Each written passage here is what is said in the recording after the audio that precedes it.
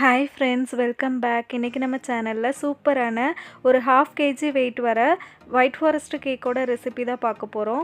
ரொம்ப சிம்பிளாக இருக்கும், ஈஸியாக பண்ணிடலாம் இந்த கேக்கு. இப்போ இந்த கேக் வந்து எப்படி பண்ணுறதுன்னு பார்க்கலாம்.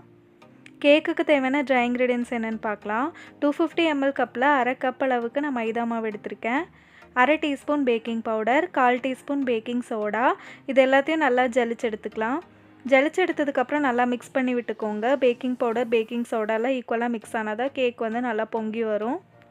ஒரு 3 தடவை ஜலிச்சு எடுத்துக்கிறது நல்லது.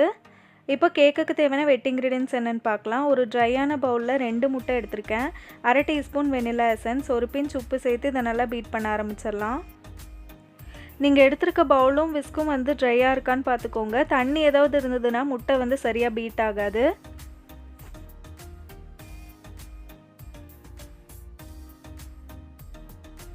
இப்போ ஒரு நிமிஷம் ஆயிருக்கு. முட்டை வந்து நல்லா பீட் ஆகிட்டுருக்கு. இந்த டைமில் நான் வந்து 1/2 கப் அளவுக்கு பொடிச்ச சர்க்கரை சேர்த்துக்கிறேன்.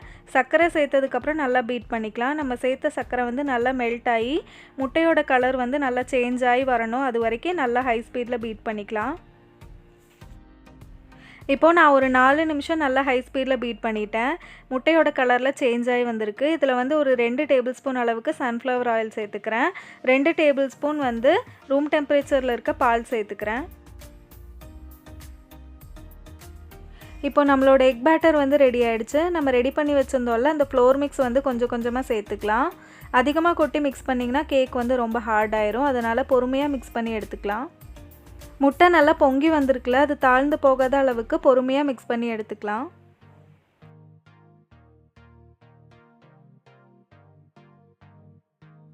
இப்போ நம்ம கேக் பேட்டர் வந்து ரெடி ஆகிடுச்சு. கடைசியாக இதில் வந்து ஒரு 1/4 டீஸ்பூன் அளவுக்கு நான் வினிகர் சேர்த்துக்கிறேன். இது வந்து ஆப்ஷனல் தான், உங்ககிட்ட இருந்தால் நீங்கள் வந்து சேர்த்துக்கோங்க. வினிகர் சேர்க்கறதுனால கேக்குக்கு வந்து ஒரு நல்ல டெக்ஸ்சர் கிடைக்கும். அதே மாதிரி எக் ஸ்மெல் இருந்தாலும் போயிடும். நான் இங்கே 6 இன்ச் கேக் பேன் எடுத்திருக்கேன். அதில் வந்து பட்டர் பேப்பர் போட்டு லைன் பண்ணியிருக்கேன். அதுக்குள்ளே பேட்டர் ஊற்றி நம்ம பேக் பண்ணி வச்சிடலாம். பேக் பண்ணுறதுக்கு வந்து நான் ஒரு பாத்திரத்தை 10 நிமிஷம் ப்ரீஹீட் பண்ணி வச்சுருக்கேன். அதுக்குள்ளே இறக்கி வச்சு 30லேருந்து 35 நிமிஷம் வரைக்கும் லோ ஃப்ளேமில் வச்சு பேக் பண்ணி எடுத்துடலாம். இப்போ நம்ம கேக் வந்து பேக் ஆகிட்டுருக்க டைமில் க்ரீம் ரெடி பண்ணி எடுத்துடலாம். நான் இங்கே 3/4 கப் அளவுக்கு விப்பிங் க்ரீம் எடுத்திருக்கேன். அதை வந்து ஒரு பவுலில் சேர்த்துக்கிறேன். இப்போ இதில் வந்து சுகர் சேர்த்துக்க போகிறேன். நான் இங்கே யூஸ் பண்ணுறது வந்து ஃபியோனா க்ரீம். இதில் வந்து சுகர் கம்மியாக தான் இருக்கும். அதனால் வேணுங்கிற அளவுக்கு சுகர் சேர்த்துக்கிறேன். நீங்கள் க்ரீம் எடுக்கும்போது உங்கள் க்ரீமில் வந்து சுகர் இல்லைன்னா சேர்த்துக்கோங்க.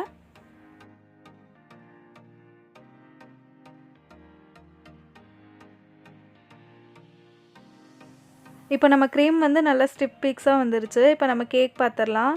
கேக் வந்து நல்லா பேக் ஆகிருக்கு. நான் 3 லேயராக கட் பண்ணி வச்சுருக்கேன். கேக் வந்து நல்லா சாஃப்டாக இருக்குது. இப்போ இந்த கேக்கை வந்து ஐசிங் பண்ணிடலாம். இப்போ ஒரு டர்ன் டேபிள் மேலே ஒரு கேக் போர்டு வச்சுருக்கேன். அதில் கொஞ்சமாக க்ரீம் தடவிட்டு ஃபஸ்ட் லேயர் கேக்கை வச்சு சுகர் சிரப் வச்சு நல்லா வெட் பண்ணிக்கிறேன். வெட் பண்ணதுக்கப்புறம் ஃபஸ்ட் லேயர் வந்து க்ரீம் கொடுத்துக்கிறேன். அதுக்குள்ளே ஃபில்லிங்காக நான் வந்து கொஞ்சமாக சாப் பண்ண செரீஸும் கிரேட் பண்ண ஒயிட் சாக்லேட்ஸும் சேர்த்துக்கிறேன். இப்போ செகண்ட் லேயர் கேக்கை வச்சு அதையும் சுகர் சிரப் வச்சு வெட் பண்ணிவிட்டு செரீஸும் ஒயிட் சாக்லேட்ஸும் போட்டுக்கிறேன். இதே மாதிரி 3 லேயர்ஸும் ரெடி பண்ணி எடுத்துடலாம். இப்போ கேக்கை வந்து க்ரம் கோட் பண்ணி முடிச்சதுக்கப்புறம் 10 நிமிஷம் ஃப்ரிட்ஜில் வச்சு நல்லா செட் பண்ணதுக்கப்புறம் ஃபைனல் கோட்டிங் கொடுத்துட்ருக்கேன். ஒரு ஸ்க்ரேப்பர் வச்சு நல்லா லெவல் பண்ணிக்கிறேன்.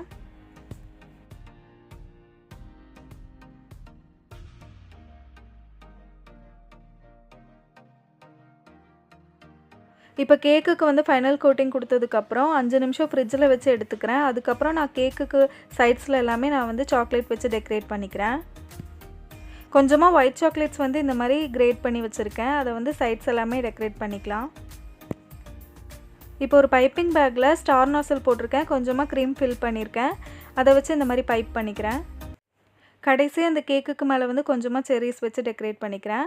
அவ்வளோதான், நம்மளோட சூப்பரான டேஸ்டியான 1/2 kg வெயிட் வர ஒயிட் ஃபாரஸ்ட் கேக் வந்து ரெடி ஆகிடுச்சு. நீங்களும் இந்த ரெசிபியை கண்டிப்பாக ட்ரை பண்ணி பாருங்கள்.